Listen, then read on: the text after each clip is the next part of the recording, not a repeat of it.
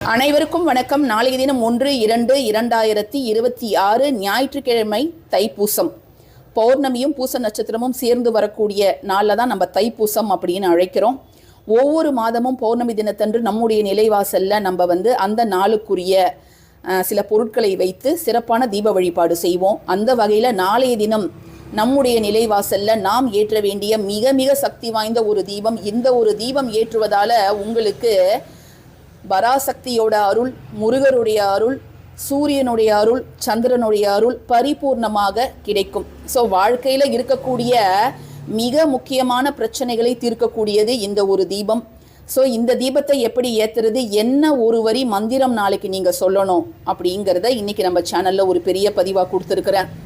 இந்த ஒரு தீபத்தை ஏற்றி அந்த ஒரு வரி மந்திரத்தை 6 முறை உச்சரிக்கும் பொழுது முருகனே உங்கள் வீடு தேடி வருவார். ஆமாங்க, இதில் நம்பிக்கை இருக்கிறவங்க